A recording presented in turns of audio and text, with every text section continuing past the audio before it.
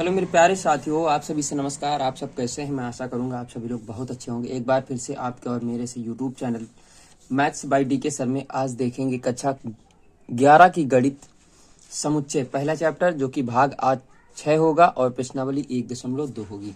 पहली प्रश्नावली आपकी समाप्त हो चुकी थी, आज दूसरी एक्सरसाइज हम लोग चल रहे हैं। तो बालाजी प्रकाशन से पढ़ रहे हैं मेरे प्यारे साथियों, ठीक है? बालाजी प्रकाशन से पढ़ रहे हैं और दूसरी एक्सरसाइज है आज। चलिए प्यारे साथियों, क्वेश्चन की ओर बढ़ते हैं हम लोग। क्वेश्चन लिखा है आपके रिक्त स्थान, ये देखो प्रश्नावली 1.2 बालाजी प्रकाशन। रिक्त स्थानों की पूर्ति करो। ऐसा समुच्चय जिसमें कोई अवयव न हो क्या कहलाएगा? रिक्त समुच्चय। पहला क्या कहलाएगा? रिक्त समुच्चय। हमने तो यही बताया था आपको। क्या कहलाएगा रिक्त समुच्चय? इम्पटी सेट, रिक्त समुच्चय, ठीक है। बात करते हैं दूसरे की। कह रहा है यदि ए बराबर मझला कोष्टक 1,2,3 तथा बी 3,2,1, तब ए व बी कौन से समुच्चय होंगे? समान समुच्चय होंगे, क्योंकि यहाँ अवयव भी समान है और अवयवों की संख्या भी समान है, ठीक है। तीसरा कंडीशन, समान समुच्चय होंगे भैया दूसरे में। तीसरा है यदि ए बराबर मझला कोष्टक के अंदर समुच्चय के अंदर ए कामा बी कामा सी तथा बी बराबर सी कामा डी कामा ई, तब ए व बी कौन से समुच्चय होंगे? तो यहाँ पे भैया तुल्य समुच्चय होंगे। कौन से समुच्चय होंगे? तुल्य समुच्चय होंगे। कौन से समुच्चय होंगे? तुल्य समुच्चय, यानी समतुल्य समुच्चय या तुल्य समुच्चय, बात वही हो जाएगी, ठीक है।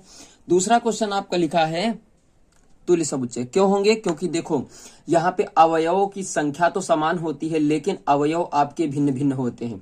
यही समतुल्य समुच्चय में बताया गया था। हमने डिफिनीशन आपको पार्ट नंबर 2 में पढ़ाया था, ठीक है।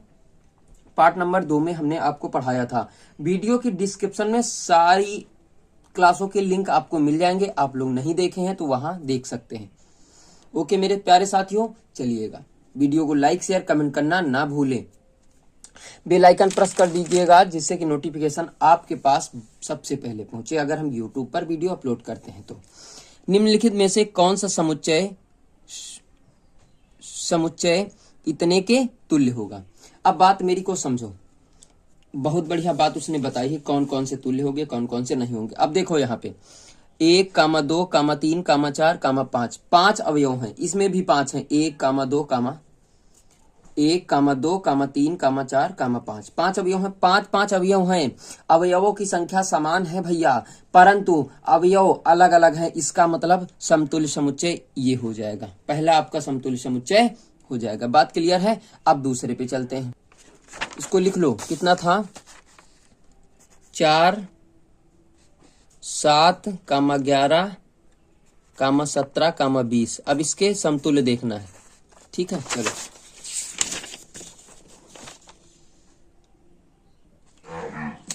दूसरा क्वेश्चन आपका लिखा है कि 10 से छोटी सभी धनात्मक विषम संख्याओं का समुच्चय।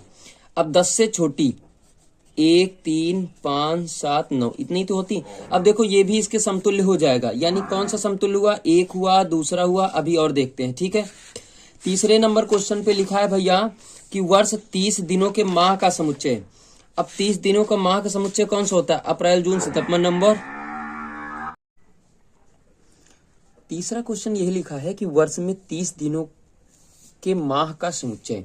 अब 30 दिनों की जून, नवंबर, जनवरी, अप्रैल, सितंबर 30, 28, 29 की फरवरी, बाकी सब 30। 30 दिनों की बात करते हैं तो जून हो गया, नवंबर हो गया, अप्रैल, सितंबर हो गया, 30 दिन के होते हैं।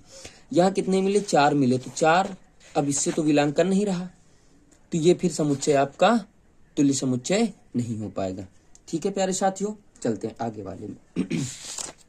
एक क्वेश्चन और बचा इसी का कि 10 व 25 के बीच अभाज्य संख्याओं का समुच्चय। तो 10 व 25 अभाज्य संख्या कौन सी होती है? जो स्वयं से कटती है। 11 हो गया 10 के और 25 के बीच मिलेगा। 11, 13, 17, 19, 23, ठीक, 23। ये 5 हैं, 5 ये भी है, 5 ये भी है। तो ये इसके कौन सा होगा? तुल्य समुच्चय हो जाएगा। यानी कौन कौन सा हुआ? हाँ, चौथा।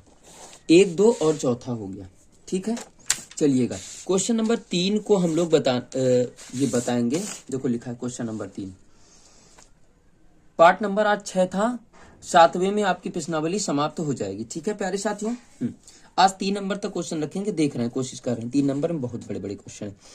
निम्नलिखित में से कौन सा समुच्चय परिमित है, कौन सा अपरिमित है? परिमित का मतलब होता है कि निश्चित समुच्चयों की संख्या जिसमें अवयवों की संख्या निश्चित हो, ठीक है, उसे हम लोग निश्चित समुच्चय कहते हैं, परिमित समुच्चय कहते हैं। और जिसमें अवयवों की संख्या, चलिए, जिनमें अवयवों की संख्या निश्चित हो उसे परिमित कहते हैं, जिसमें अनिश्चित हो उसे अपरिमित कहते हैं। ठीक है, infinite set, finite set, infinite set.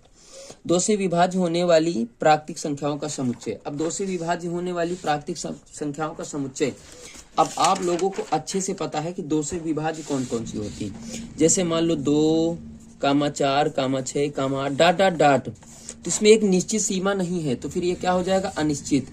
क्या हो जाएगा? अनिश्चित। तो आ बना देता हूं अनिश्चित के लिए। ठीक है, पहला कौन सा हो गया? अनिश्चित हो गया। 8 से छोटी प्राकृतिक संख्याओं का समुच्चय, 8 से छोटी 1, 2, 3, 4, 5, 6, 7, 8 से छोटी, ये क्या हो गया? परिमित हो गया। क्या हो जाएगा? परिमित हो जाएगा। दूसरा, ऐसे पूर्णांकों का समुच्चय जिनका वर्ग सम हो, जिनका वर्ग सम हो। अब जैसे 2 का वर्ग करेंगे 4 सम होगा, 4 का 16 सम होगा, 6 का 36, 8 का 64, 10 का 100 डाट डाट डाट, ये अनंत तक जाएगा, तो इसका मतलब क्या हो जाएगा? अपरिमित है।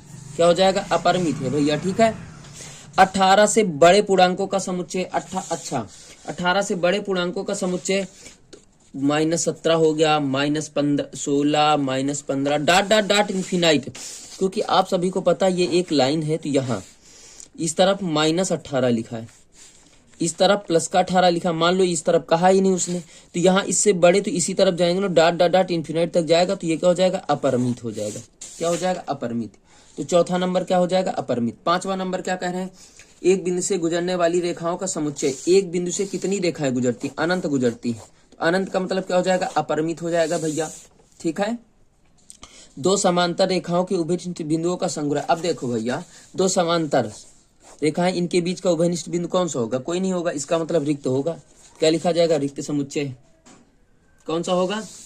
रिक्त समुच्चय हो जाएगा। बात क्लियर हो गई?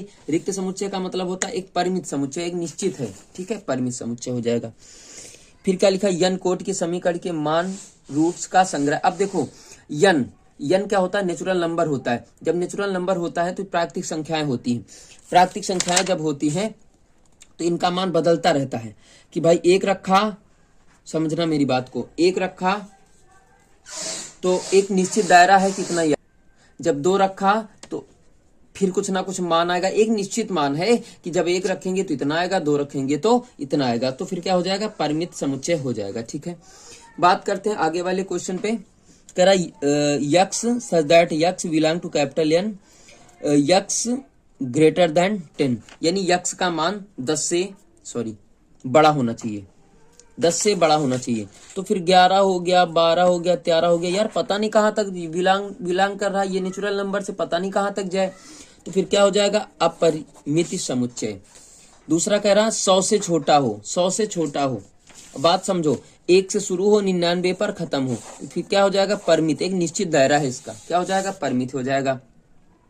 ये x belong to capital R, क्या कह रहा? कैपिटल आर कह रहा है। ठीक है, जो कि यक्स का मान 1 से बड़ा बराबर, 2 से छोटा और बराबर। अब मेरी बात को समझो भैया, जब 2 वास्तविक संख्याएं होती हैं तो इनके बीच में जो अनंत वास्तविक संख्याएं होती हैं, जब अनंत होती हैं भाई माइनस प्लस दोनों में चली जाती है, जब अनंत होती हैं तो फिर अपरिमित समुच्चय लिखा जाता है। क्या होता है? अपरिमित समुच्चय हो जाएगा। अंग्रेजी वर्णमाला के स्वरों का समुच्चय, ये तो भैया आप लोग सभी लोग बता देंगे कि परिमित है। अंग्रेजी वर्णमाला के स्वरों का समुच्चय, स्वर कितने होते हैं? 5 ही होते हैं। ठीक है, अब उसके बाद अगला क्वेश्चन चलते हैं। 8 के गुणजों का समुच्चय, 8 हो गया, 16 हो गया, 24 हो गया, 32 हो गया, 40, तो ये 8 के गुणज तो बहुत ज्यादा जा सकते हैं, तो फिर भैया मेरे अपरिमित होगा। क्या होगा? अपरिमित होगा। 4 नंबर क्वेश्चन लिखा है 6 से कम 8 से ज्यादा। अब मेरी बात को समझो, 6 से कम 8 से ज्यादा, 8 से ज्यादा ये जाएगा, 6 से कम ये जाएगा, तो बीच वाला हिस्सा क्या हो गया, रिक्त। क्या हो जाएगा, रिक्त समुच्चय हो जाएगा। यानी रिक्त समुच्चय का मतलब यहाँ क्या भरा जाएगा, फाई। यही तो सिंबल होता था इम्पटी से, फाई। अब 5वां नंबर क्वेश्चन, तो इसमें यही लिखना है कि फाई हो जाएगा, दोनों के बीच में कोई अवयव नहीं है। क्वेश्चन नंबर 5 में लिखा है, सिद्ध कीजिए कि संग्रह ए बराबर मझिला कोष्ठक 1 कामा मझिला कोष्ठक के अंदर 1 कामा 3 मझिला कोष्ठक क्लोज हो जाएगा, कामा 25 कामा फाई कामा 8 मझिला कोष्ठक क्लोज हो जाएगा। एक समुच्चय नहीं है। एक बात मैं आपको बताऊं कि जो फाई आपका होता है ये आपका एक अवयव नहीं होता है, ये बात याद रखना है। इसको आप फाई को मझिला कोष्ठक के अंदर आप नहीं रख सकते हैं, इसलिए ये आपका समुच्चय नहीं होगा। फाई एक रिक्त समुच्चय, इसलिए ये एक समुच्चय नहीं होगा। बात क्लियर हो गई। अब आपका जो बचा है क्वेश्चन 6, 7, 8, 9, 10, ये आपको कल की क्लास में आपको हम बता देंगे। ठीक है मेरे प्यारे साथियों, कल मिलेंगे आपको एक नई ऊर्जा के साथ, नई क्लास के साथ। पार्ट नंबर आपका 7 होगा। कल मिलते हैं आप सभी को। धन्यवाद। मेरे वीडियो को ज्यादा से ज्यादा शेयर करें, लाइक शेयर कमेंट करते रहिएगा। बालाजी प्रकाशन से पढ़ रहे हैं, ढेर सारा प्यार आप सभी से चाहता हूं और मुझे विश्वास है आप सभी लोग देंगे। धन्यवाद।